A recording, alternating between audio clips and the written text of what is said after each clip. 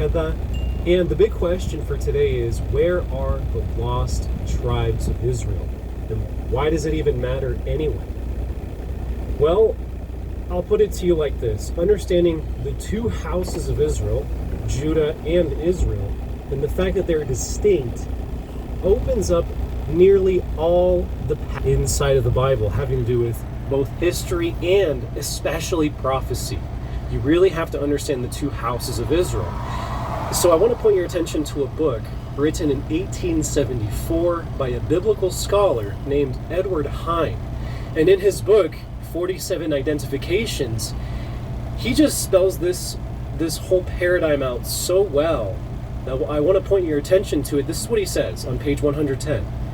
Any Bible students would find it most useful, because greatly facilitating their reading and understanding of Scripture, if they would underline in red ink all parts of the Bible having a direct reference to Israel only, and to underline in blue ink those parts referring to Judah alone, and also in green ink those parts that refer directly to the Gentile world apart from Israel or Judah. By doing this, they would arrive at the readiest method of ascertaining the positive fact that 7/8 of the entire Bible have reference only to the literal social and historical affairs of Israel and Judah, and that only about 1/8 of the whole Bible has any real bearing upon the Gentiles, and that those parts marked red as referring to Israel largely predominate. It follows that not to understand the distinction from Israel from Judah, is positively to misunderstand 7/8 of the Bible, and yet it is an undeniable fact that 99% of our people do not recognize any difference as existing between Israel and Judah, and that when you speak to them about Israel, they immediately think you're referring to the Jews and read their Bible with this false impression. Nationally, to this day, both Oxford and Cambridge are under this delusion, as well as all the dissenting colleges of the land. How then can we, at the amount of stupid blundering and erroneous statements issuing from our pulpits, or wonder at the fact that our pulpit ministrations do not gain the respect of the masses, so that while thousands regard the church as a venerable institution, the millions are really outside its influence. And isn't that true today? Wow. What a rather large deal that is. So, context. And a lot happened when Noah got off the boat that people overlook. Okay, so Adam and Eve sinned and brought about a curse upon the earth. And then when Noah got off the boat, it says that God lifted the curse of being able to grow stuff. How much stuff's growing around it, you know? And we still got to work and everything, you know? Is that the same thing? Is that what he was talking about? And then how, if all these things were wiped out, do we see David fighting Goliath, a giant? Where did this giant come from? The whole earth was flooded and everything died. And then we see that there is these giants. Were they like just really good swimmers? I mean,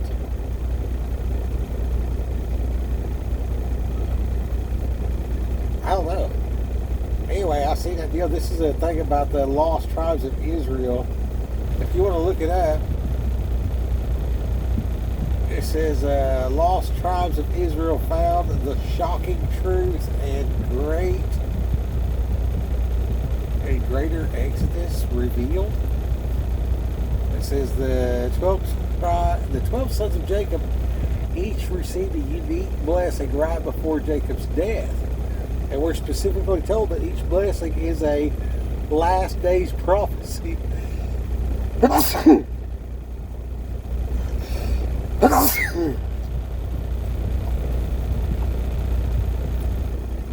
Genesis chapter 49. Let's explore each of Jacob's sons and their unique personalities and the blessings given to them by their father before his death. When these blessings are examined together with other prophetic words and blessings given by Moses in Deuteronomy 33, the picture becomes very clear. I don't know what that picture is. I'm just reading what it says. Watch to discover the significance, key prophecies, yada yada. I will post a link to this. It's a 2-hour thing. It seems pretty interesting. So, I like stuff like this. You know what I mean? I don't know that this is the gospel truth. You know what I mean? I'm not gonna hang my entire faith on some media's description of what may or may not be. The channel is on YouTube, Overcome Babylon. Expand Bible Prophecy Secrets is a book that got out now, blah blah. Let's see here.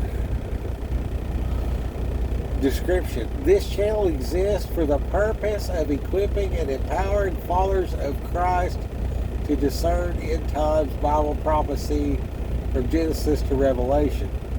Congratulations for being on this channel.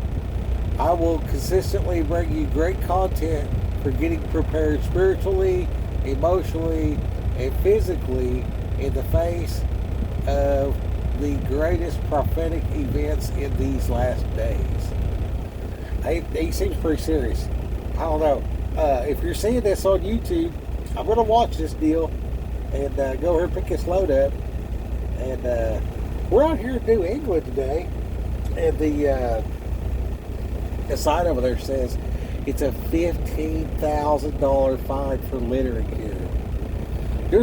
There's no trash nowhere up here. And it's accountability and harsh fines.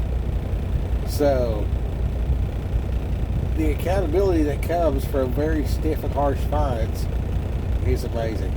It's amazing how people react, when they're spanked for getting out of line. And at $15,000 for some garbage is a spanking. That is pretty serious. I think it says up to $15,000. So, maybe they had trouble with somebody dumping, hazardous material. I don't know. Anyway, I'm going to get off here. I'm going to get going. I'd love to take you for the ride. I got a new mount. We're going to try that out later so you can see what we're doing. And I'm coming out of Massachusetts through Vermont into New York State. Some of the prettiest country you'll ever see. There's a tour of New England. I talk a lot about the Texas Taco Tour I like, but New England is fantastic. Once you get above Albany, New York, over to like Buffalo, and then like to the Atlantic Ocean, the outskirts of Boston, like there's an outer loop around Boston, like from that outer loop all the way to like Buffalo, New York, and just proceed north. It definitely takes on a different vibe. It is spectacular. I don't have a lot to do with the people around here, but where I delivered that yesterday, it was a small town, and everybody was so nice. Okay, you come out here to the East Coast, and people have a bad attitude in general, and they're known for it. And everybody was so freaking nice, dude. It was just like, it was so refreshing. And I got unloaded, and then I went over to do the deal. I was doing my walk, and I went over, and it was awesome.